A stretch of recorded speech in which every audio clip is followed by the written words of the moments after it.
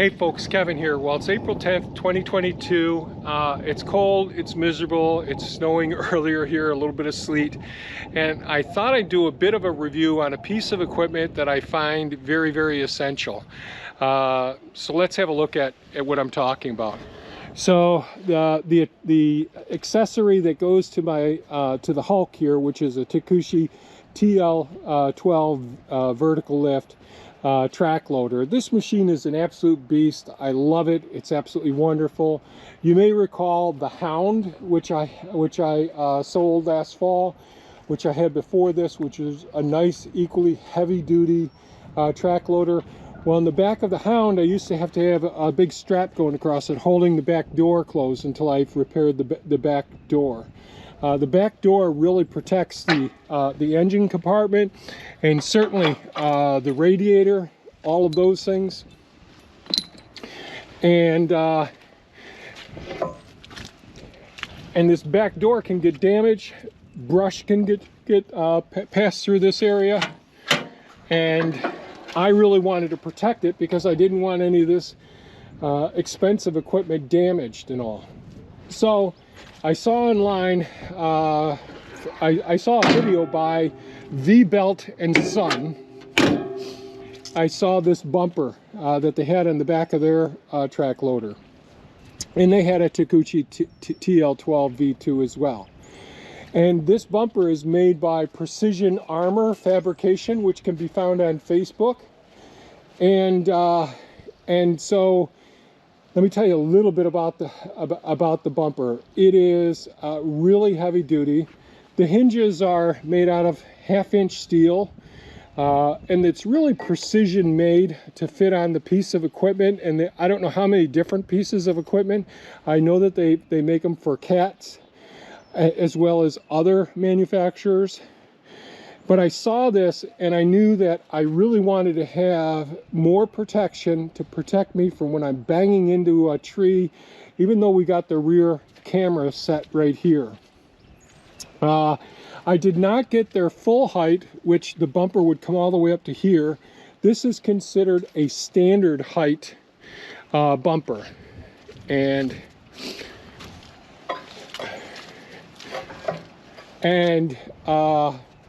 the reason that I went with the standard height instead of the full height was I thought that it might block the vision from their backup camera, which around here, it's not just trees I worry about. I worry about driving into a swamp area or into a pond, that sort of thing.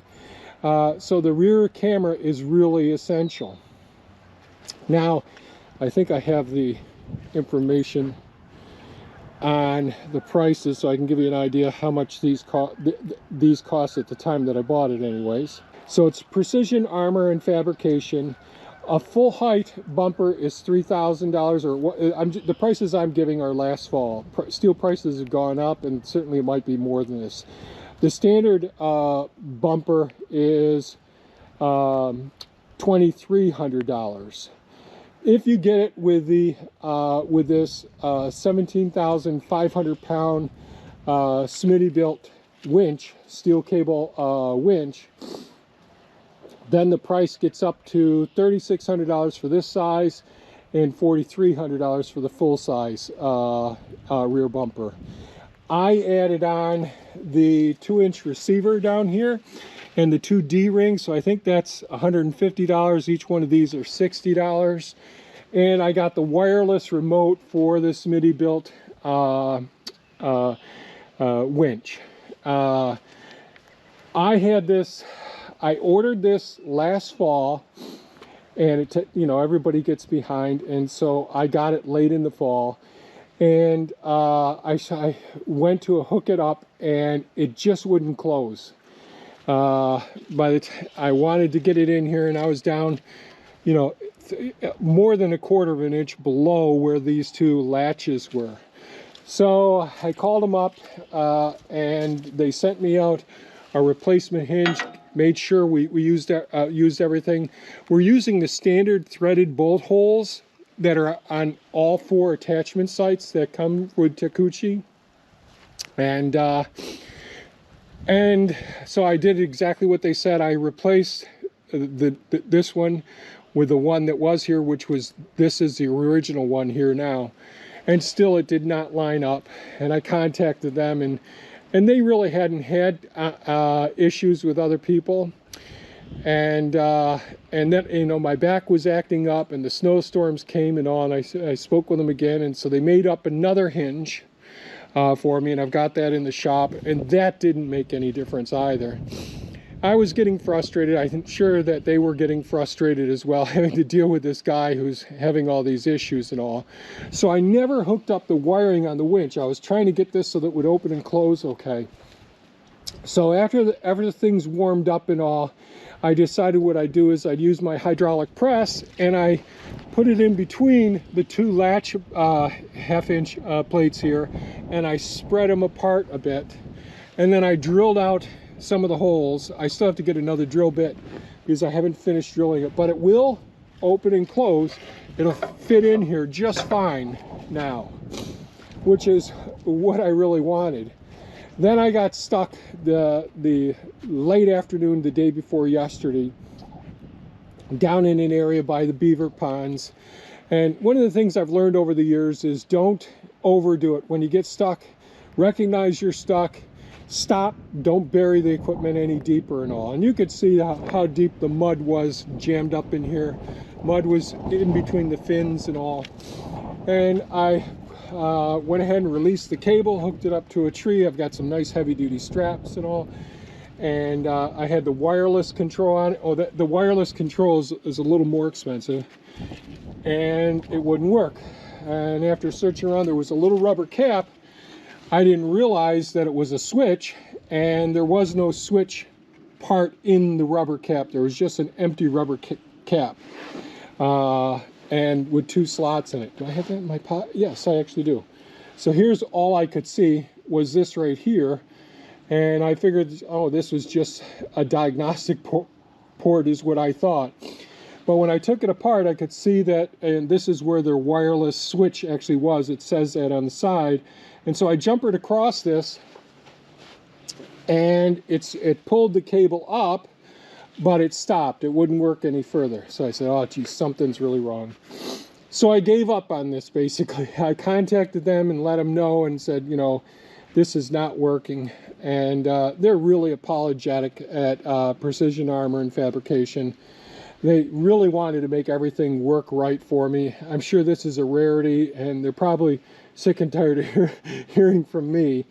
But I think they really are stand-up people and really trying to make really good products. And I guess the bottom line is, would I buy this again from Precision Armor and Fabrication? Yes. I need to get a new switch for this. These Smittybilt winches are pretty well known. They don't come with the... I have some synthetic ropes for my smaller winches, but with a 17,500 pound, the size that you need to pull a machine like this out, you need the steel cable. And it's manageable, but it really requires a little more care when you're rewinding it and all. So I wasn't able to get it to work down there. I was able to dig out. I'll post a video on me getting that out of the spot and all. There are a couple of things that I'd like to see modifications in the future, and a couple of mods that I'll make myself. One would be, I would like to have this extend out a little bit further to the side so that we can make sure that we're protecting the tracks as well. Number two, I don't know, I'm thinking about putting some mesh over here in case a branch or whatnot comes through and it doesn't slide right through and poke through the radiator. So two expanded metal plates to go over these areas. Another thing that I would like to see is a base plate down below down here. So mud gets jammed right up, you can see in between the fins back there possibly, and mud just packs right up underneath everything. So I'd like to have a removable bolt-on plate that comes down and fits underneath their rear bumper that Takushi makes. Just to go just below that. That would help to keep material from working its way up in here. The other thing I'd like to see is a cover that can fit down and slide over this winch to help protect it in the weather as well. I know these are considered waterproof. I think they're supposed to be able to go 30 minutes or something like that, you know, underwater. But I would like to protect it as best as possible. The other thing I'll end up doing, so the reason I got the 2-inch receiver, could I tow a piece of equipment? Yes, I could. But the main reason I got that is for a cargo carrier, small section back here, so I can bring more tools down and back. I thought about putting an expansion on this for carrying things like the chainsaw and a couple other tools, so when I'm down in the forest, I don't have to come back to walk back, get a tractor, load the stuff in the tractor or an RTV, bringing it down and back. So those are the couple of things that I think about.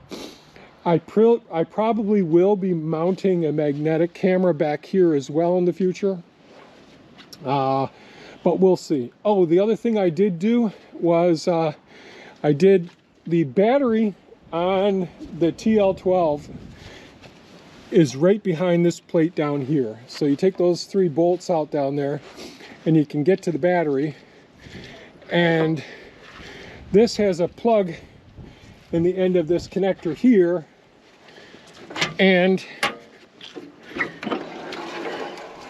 there's a plug in the end of this connector here, and I just ran the wire down and connected into the battery down here in this location.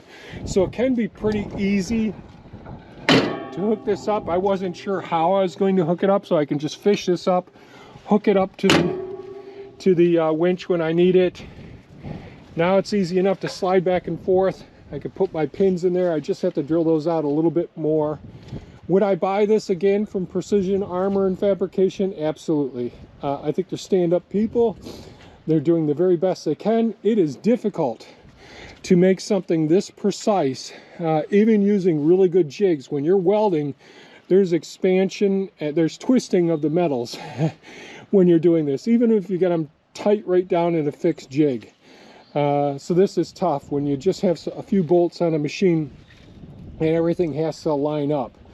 Whereas at home, you could get it built to a certain point, tack it, hook it up into the spot. That'd be great. The only other thing I thought about would be to make the distance between these 2 plates maybe 1/8 of an inch wider apart, and then using a material, not a plastic, but a material like my, bear with me 1 second here, like the Wolf Ridge wood splitter. So they have these plastic type material that is, so you don't need to have grease anymore with the ram and the pusher going across, but it's going across the I-beam here and it's sliding. It reduces friction tremendously, and you can have washers made up out of that same material. It's like a plastic, but that would help to keep the rust from building up on these units. As you can see, just me opening and closing it. This isn't powder coated. This is just a hammered gray paint that you can pick up at Home Depot. So that's the only other thing I would say at this point. I'm sure I'll have more ideas in the future, but I wanted to share this bumper, which I think is an essential tool. The winch, I think, is an essential tool for me to have as a single person out there in the forest and working around wet areas and all, because I don't have a partner that can come and dig me out. I've been really fortunate. I don't want to bug my buddy unless I absolutely have to, because, you know, it's a pain in the butt when somebody calls you up and says, hey, can you come over here and we'll drag this machine out. So number 1, recognize as soon as you're starting to get stuck, realize your limitations, start cleaning out the area, do the things you can, and call for help if you can't get it out yourself. But investing in a tool that can help you get out can also help out a lot. So I hope this video has been of some value to you. I just wanted to share this what I consider an essential accessory or tool for the track loader, for protecting it and for getting me out of tight spots as well. If you found this video of value, please give us a thumbs up. Share your thoughts and feelings about pieces of equipment like this. I think I'd like to hear what you think as well. I think Precision Armor and Fabrication is a good site, and I wouldn't hesitate going and buying more equipment from them in the future. If you have any comments or questions, please leave them below. Otherwise, have a super fantastic day and stay safe. Bye-bye now.